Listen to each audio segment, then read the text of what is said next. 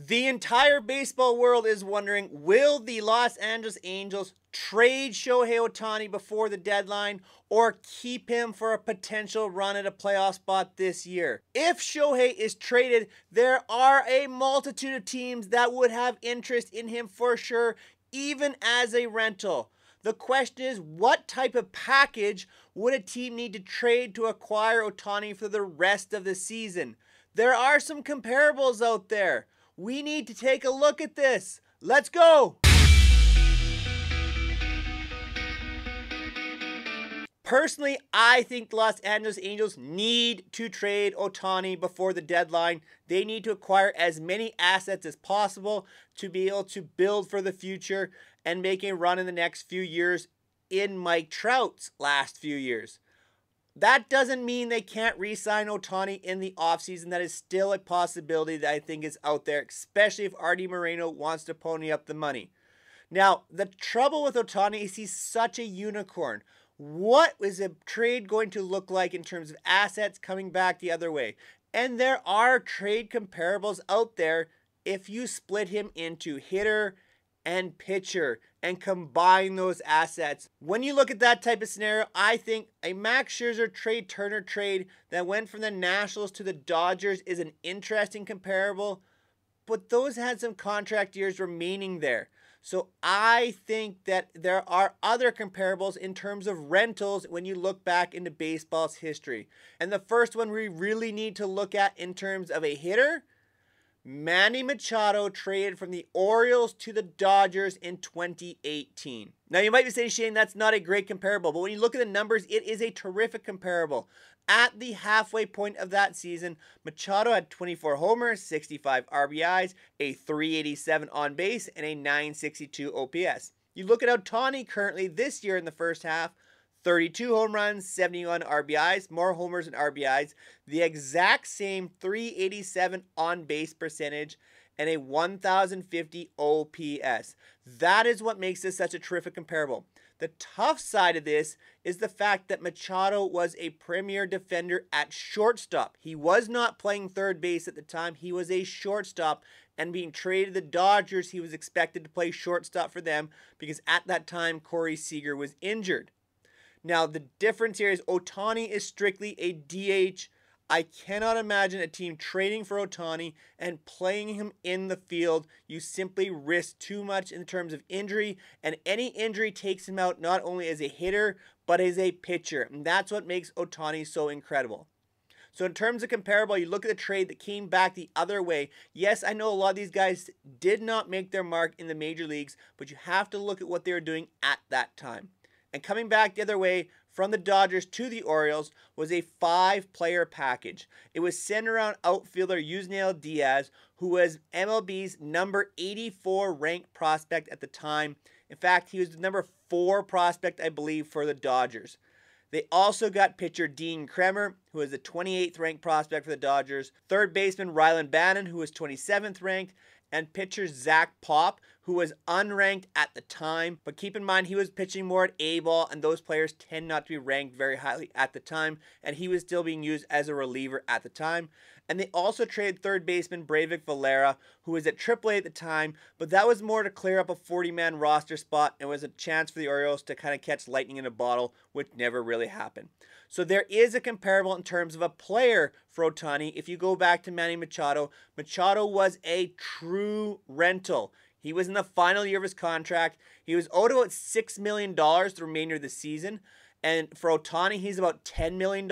I think that's pretty comparable as well, because when you think of it, Ohtani is going to bring in you more sponsorship and more revenue, even if it's only for the last few months of the season. Machado going to the Dodgers are the Dodgers, and that really wasn't going to make a huge bump in terms of ticket sales or marketing or anything that goes along that way. And Machado was not the most marketable guy at the time. He was kind of seen as having a little bit of attitude at the time and got in some issues with LA as well. So Ohtani is definitely going to bring you in more money, which will offset his cost and contract. So I think there's a terrific comparable in terms of hitter for hitter in comparison between Machado and Ohtani. And a hard hit ground ball gets through. That was a rocket. 110 miles per hour exit velocity. Wow. Now, of course, Ohtani is also a pitcher, and we have to look at comparable on that side as well. And the best comparison I can find in terms of a true rental comes back from 2008 when the Cleveland then Indians traded current Cy Young Award winner CC Sabathia to the Milwaukee Brewers for the end of their season for a postseason run. And this sets up very well. Sabathia wasn't having a great season in Cleveland when the trade was made, but he had history. He was the reigning Cy Young Award winner. That compares very well to Ohtani, who's done very well in the Cy Young races the last couple of years as well. And when you look at the numbers, a lot of similar comparisons. Sabathia was 6-8 with a 3.83 ERA, 122 innings, 123 strikeouts, and a 1.11 ERA plus. Ohtani this year is checking in a 7.5 record, 3.50 ERA, 105 innings, 139 strikeouts, which boosts the ERA plus a little bit at 127. Now, the big difference I see here in this comparable, and it happens more the rest of the way in this comparison. After this, CC Sabathia went crazy for the Milwaukee Brewers, pitching basically every third and fourth day, multiple times. Ohtani is not going to do that. So he's tougher to make a comparison in terms of pitchers because he's only going to pitch about once every 6 days. So if you're getting him as a pitcher, you are not going to get nearly as many starts as someone who you could really ramp up and have pitch every third or fourth game for you, like Sabathia did for the Brewers at that time. And you look at the return that the Brewers sent back to the Indians. Outfielder Matt Laporta was the #1 prospect for the Brewers at the time. Pitcher Rob Bryson was the 14th ranked player for the Brewers. Pitcher Zach Jackson was ranked 18th. And in it was a player to be named later, which turned out to be outfielder Michael Brantley, who is the Brewers' 11th ranked prospect. So you have their top ranked prospect with 3 other guys all in the top 20 of your prospect rankings. When you put it all together and combine the return for Machado and Sabathia, what I think you're looking at here is going to be a minimum of 2 top 100 prospects, a minimum of 2 other prospects in the top 20, and you're probably looking at another 2 prospects on top of that. Or there is a potential of maybe thinking of this as a bit of an Ohtani tax, and maybe you're talking 3 top 100 prospects. But for me, in breaking this down, I'm looking at 2 top 100s, 2 middle-of-the-road prospects in top 20s, and probably 2 other longer shot prospects on the top 30. Players that are more likely at A-ball or rookie ball, who you're taking a little bit of a shot with to see how they pan out. But you need 4 legitimate prospects in a return for Ohtani from any team that's going to make an offer. And I have a few teams in mind who could make an offer. Swing and a miss. Correa strikes out on the 7th strikeout for Shohei Ohtani. So who are these mystery teams that I think could make a pitch to Shohei Ohtani and acquire him from the Angels the remainder of this season? Well, the first you have to consider is the San Diego Padres. And yes, I know what you're thinking. The Padres are having their own issues, but you have to be foolish to think they aren't talking about this. The Padres have been in on everyone the last few years, so it would make sense that they would at least consider trading for Shohei Ohtani. And when you look at what they could send the other way, it's not enough. Let's be realistic here. The best the Padres could do would be an offer involving probably shortstop Jackson Merrill, the #1 prospect, number 9 in baseball, and pitcher Dylan Lesko, who's at rookie ball, who is a former top draft pick. Padres #3 prospect and number 65 in baseball, and I think that number 65 ranking is rather generous. He hasn't really performed. Pitcher Jairo Iriarte at Double-A, the number 11 prospect for the Padres, and the first baseman Daniel Monestino, again a first baseman at rookie ball for the Padres, a number 20 ranked prospect. You're probably going to have to include a 40-man roster player as well, and Reese Nair, who's in the majors, who has age 26, 48 career innings, kind of a starter, reliever, swingman at this point in time. I don't think the Padres can do this. That makes no sense, but you have to think that there are potential out there that at least they're talking about it. The next one has a ton of prospects, and I think if they were higher in the standings and their pitching staff was healthier, they would think a little bit more about it. But I don't think they're going to be in either, and that's going to be the Cincinnati Reds. But when you look at a package, the Reds have something that a lot of teams don't, and that's depth in their prospect pool. So I think there is some potential there, at least for the Angels to talk to the Reds about. If you're going a Reds route, they'd have to look at probably top prospect, shortstop Noelvi Marte, who's at AAA, the Reds' #1 and MLB's #16 prospect. Third baseman Cam Collier is at A-ball, number 55 in baseball, and 3 for the Reds. And then some other prospects here. Connor Phillips is the Reds' #8. He's at AAA, a very quality pitcher.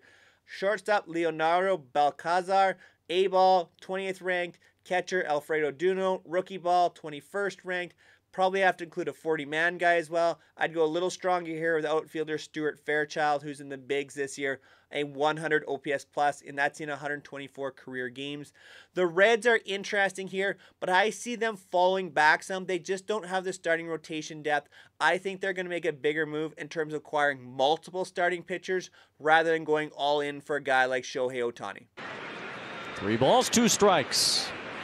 Swing and a miss. Got him with the sweeper. Back-to-back strikeout. From there, we get into 4 teams that I think are the biggest players in this mix for Shohei Ohtani in terms of a trade and rental for this season. And that starts us off west with the San Francisco Giants. The Giants look to make a big splash in the offseason, talking names like Judge and Correa, and that didn't work out. But I think they're definitely in play for an Ohtani trade in terms of a rental with a possible re-signing in the offseason. And they've got some pieces that make some sense. The problem for the Giants is they don't have a lot of depth in their minor league system. It's improving, but it's not all the way there to erase a lot of this depth that an Ohtani trade would really do to your farm system. But let's have some fun. I think this could be centered around pitcher Kyle Harrison, who's at AAA, the Giants' #1 guy, and baseball's #11. You're probably going to have to include Marco Luciano because the farm system doesn't have any depth as well. AA shortstop, the Giants' #2, and baseball's #15. After that, pitchers Mason Black, Eric Silva, Giants 9 and 10 ranked. Outfielder Rainer Arias, a rookie league guy, Giants #21 prospect.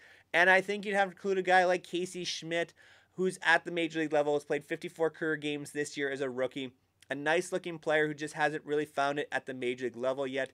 When you compare the idea of Machado and Sabathia combined and what the Giants can offer, this is about the best the Giants could do. It's probably an overpay, but it's probably going to take an overpay to pry Shohei out of LA. And here's the thing, I don't know if the Angels would do this for one simple reason.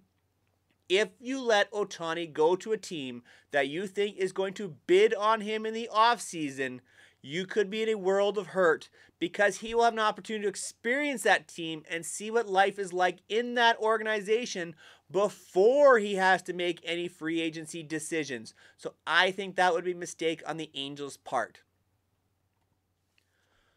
When we're talking a mix of high-end prospects, you have to include the Tampa Bay Rays, currently leading the American League, but they're fading back to the pack, and part of it is due to injuries in the starting rotation.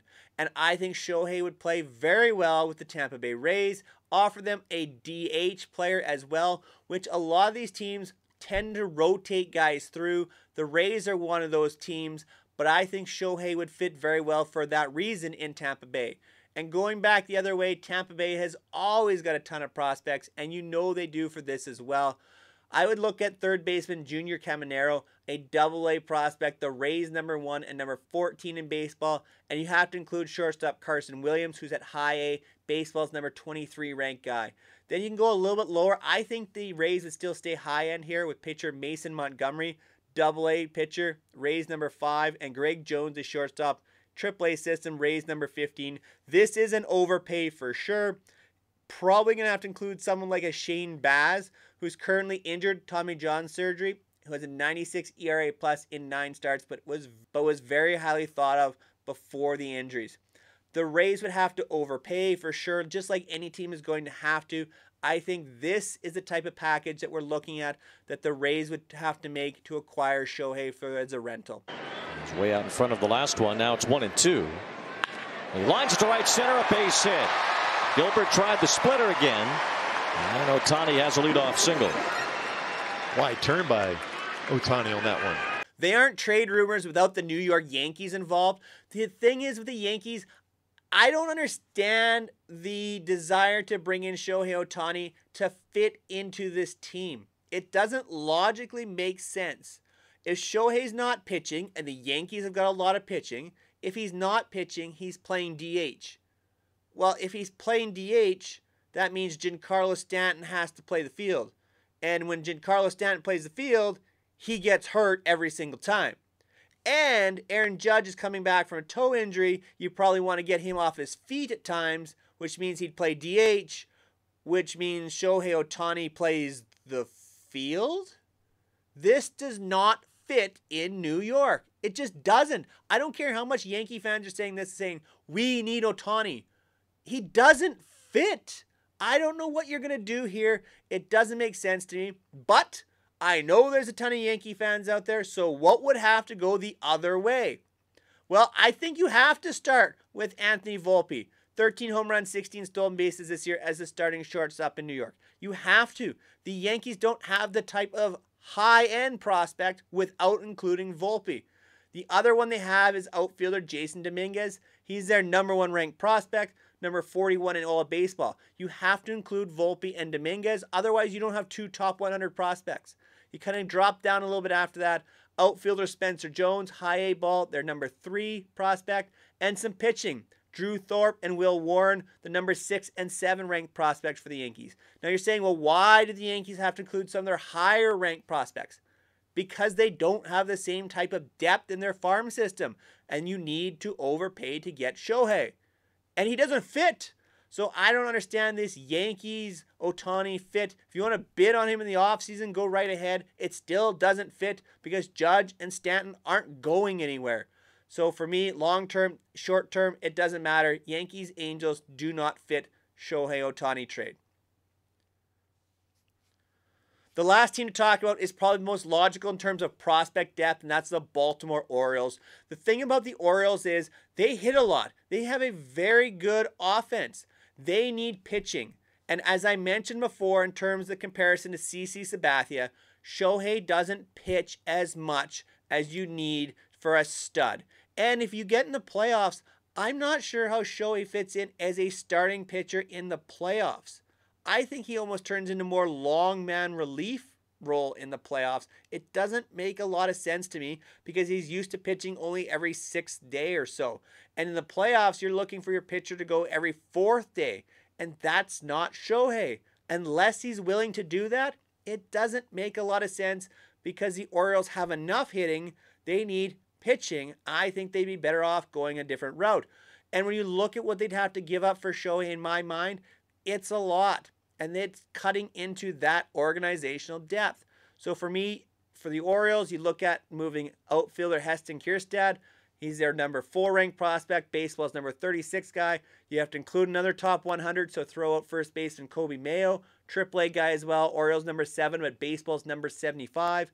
DL Hall is not at rookie ball. Yes, he's there, but he is a major league caliber pitcher. He's their number 9 prospect. He's been in the major leagues already. Outfielder Judd Fabian, AA prospect, Orioles number 15. And just to open up a spot, maybe you have to send reliever Mike Baumann the other way to clear a 40-man roster spot, who has an 109 ERA plus out of the bullpen this year for the Orioles. You could move a lot of guys in that spot. This is just an example for what I think the Orioles would need to send to clear up the spot as well. So for me, Shohei doesn't fit really with the Orioles either, although I think they're the most logical place. It's really going to come down to Tampa Bay, Baltimore for me if there's a deal for a rental. Now you're going to say, Shane, where are the Dodgers? And just like I mentioned with the Giants, you cannot trade Shohei Ohtani to the Dodgers. Yes, they might offer you the most in terms of prospects. But if you allow Ohtani into the organization to get a free look around the Dodgers organization before he hits free agency, you are giving him more information that you need to. You cannot do that if you have any hopes of re-signing Ohtani in the offseason. As an Angels owner and GM, you cannot allow him to see what goes on in LA. It just cannot happen. You can let him hear the stories from other players, but you cannot allow him to enter into that organization. There's some other teams out there. People have talked about Texas and Houston and Seattle. He's not getting traded in the division. I really cannot see that happening, although it would not be the worst thing in the world if you're getting the prospect capital back as an Angels fan. And I've heard Miami thrown out as well. I don't think Miami has the prospect depth and the desire to make this happen. I think they'll look more just offense in rental type players that way. Swing and a miss. The Major League home run leader just struck out one of the best hitters in baseball. Thank you so much for making it all the way to another video here on 3 Up, 3 Down. I appreciate all the support you guys show me. Make sure you subscribe to me so you can check me out on the mobile device as well. We have all kinds of polls out there through the community tab, all kinds of things going on here, 3 Up, 3 Down. Make sure you comment down below who you think should acquire Ohtani, or maybe what the price should be in a potential return to the Angels. As always, go check out some of my latest videos. The latest one is on Marcus Stroman, where I think he's going to be traded, and there's going to be a lot of trade deadline videos between now and the end of July, so make sure you're subscribed. Till next time, take care, everyone.